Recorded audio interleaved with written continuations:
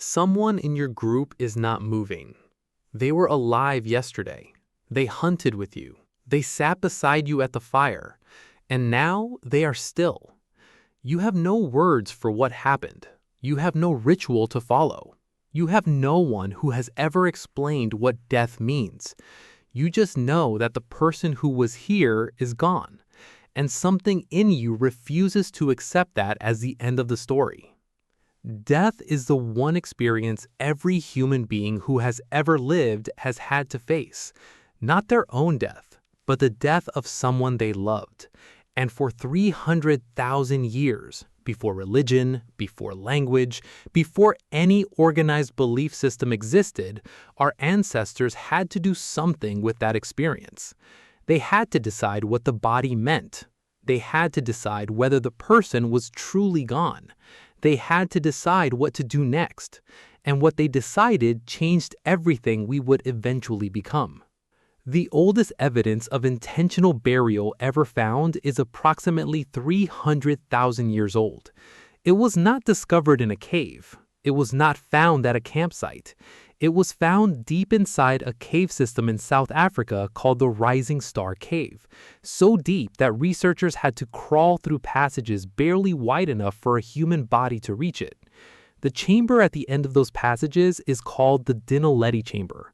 Inside it, paleoanthropologists found the bones of at least 15 individuals of a species called Homo naledi, deliberately placed, not scattered by predators, not washed thin by water, placed. These were not fully modern humans. Their brains were roughly 1/3 the size of yours, and yet something in them looked at a dead member of their group and decided that the body deserved to be somewhere specific, that it could not simply be left. Nobody knows what they felt. We cannot know, but the act itself tells us something profound. The decision to carry a body deep into a dark cave requires effort. It requires coordination between multiple individuals. It requires that someone made a choice about where the dead should go. And that choice implies something even more staggering.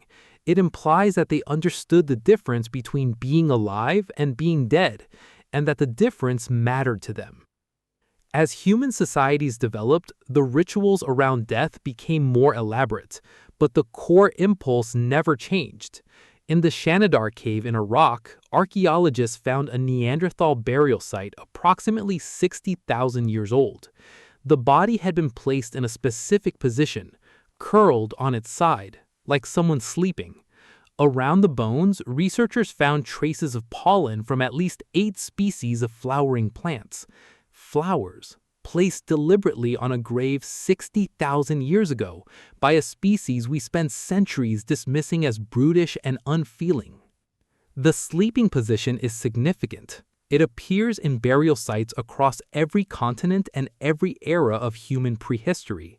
Different cultures with zero contact with each other independently chose to place their dead as if they were simply resting, not finished, just resting. Anthropologists believe this posture reveals something about what early humans instinctively believed death was. Not an ending, a transition, a sleep from which something might eventually wake. The concept of an afterlife did not begin with organized religion.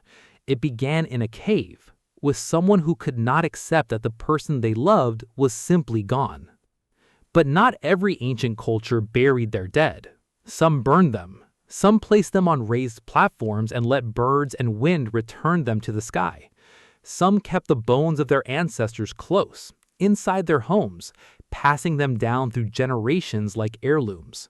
In some ancient cultures of the Pacific Islands, the skull of a beloved ancestor was kept in the family dwelling, spoken to, consulted before important decisions, fed small portions of the household meals.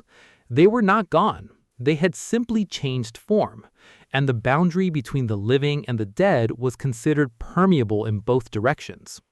What all of these practices share is not a belief in any specific afterlife. What they share is a refusal to let the relationship end just because the body did. The dead were still part of the group, still members of the community, still present in some form that the living had to acknowledge and maintain. Grief for most of human history was not a private internal experience you were expected to move through and complete. It was a communal practice, a set of shared behaviors that told the entire group we are still connected to the ones who are gone, and we are still connected to each other.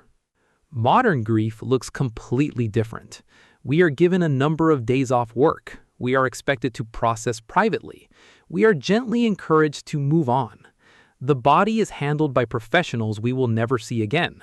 The rituals are compressed into a single afternoon, and then we return to normal life and are expected to function. But the human nervous system was not built for this version of grief. It was built for weeks of communal mourning, for shared meals and shared stories, and the physical presence of other people who knew the person who was gone, for rituals that gave the grief somewhere to go. There is a study from 2014 published in the journal Psychological Science that found people who participated in ritualized mourning behaviors, even simple ones, reported significantly lower levels of grief intensity than those who did not. Not because the ritual changed the facts, but because the ritual gave the mind a container for something that has no natural container. Grief without ritual is a flood. Ritual gives it a riverbank. And for 300,000 years, every human society on Earth understood this instinctively. We forgot it in about 150 years. Tonight, someone somewhere is sitting with a body that used to be a person they loved. They are doing what every human who has ever lived has done in that moment. They are refusing to accept that the relationship is simply over. They are looking for somewhere to put the love that has nowhere left to go. This is not irrational. This is not a failure to understand biology. This is the thing that made us human in the first place. The Homo naledi carried their dead deep into the dark so they would not simply be left. You would do the same. You already know you would, because 300,000 years of human instinct is sitting inside you right now, and it has never once believed that love just stops.